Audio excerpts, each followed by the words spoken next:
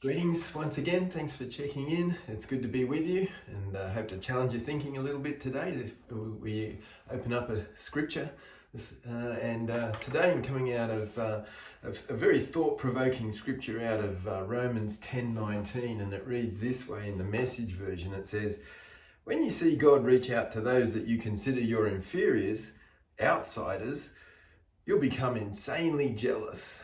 And I kind of thought, oh man, this scripture really touches a few buttons, and he's actually quoting the Apostle Paul here is quoting Deuteronomy 32, and Moses was putting his finger on some of the hard attitudes of the people of God, the nation of Israel, and their attitude towards all the other nations. And so Paul revisits that because he's challenging the thinking of the Christians of the day. And I think that this scripture it touches on a couple of themes that provoke us to jealousy. And it's like, oh man, am I provoked to jealousy in some of my attitudes? But when we think about comparison, when we think about prejudice, and when we think about entitlement, we find ourselves confronted with this provoking to jealousy. And the fact that God allows us to be provoked in these ways, to see what's deep inside of us, is challenging.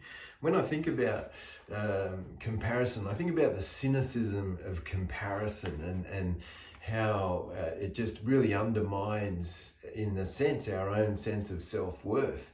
And I think about, say, Instagram, and how that can really unsettle us because it comes from this place of comparison. I think it was Steve Furtick that made the comment that don't compare your worst day to everybody else's highlight reel that they put on Instagram, but it does unearth this insecurity in us, the cynicism of comparison.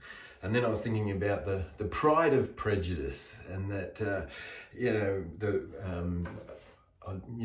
we observe what's been happening, say, in America with the racism and recent events of times just gone by, and we look on in horror, and yet what attitudes of racism are resident in our own hearts and lives. And I just think there's deep-seated prejudice. As I think about my own attitudes, I know that I hold some deep-seated prejudices, and that I need to allow God to unearth these in me and kind of heal and deliver me from these things, the pride of prejudice. And then the innovation of entitlement, the debilitating misunderstanding of grace means that we think that we deserve more and that we have a superior attitude, and that's what this scripture in Romans is pinpointing, is that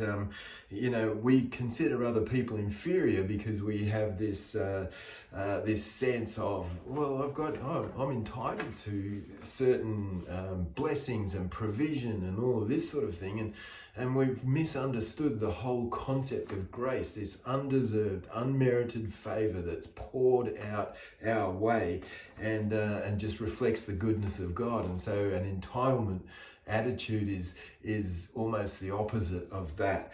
And so I think what undergirds this comparison and prejudice and entitlement is insecurity. We actually aren't secure in who we are in God. And so let me ask you some questions today. What areas of insecurity push your buttons? What are those sorts of things that get stirred and challenged in you?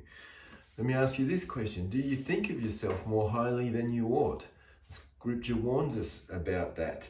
Let me ask another question. Are there people in your world that you consider inferior? Is that a right attitude and heart to be holding towards them? And do you need to rethink your attitude towards those that may be outsiders in your life and in your world? I don't know about you, but when I read this scripture, I found it thought-provoking, and maybe it's worth considering. God bless you. Have a great week. See you soon.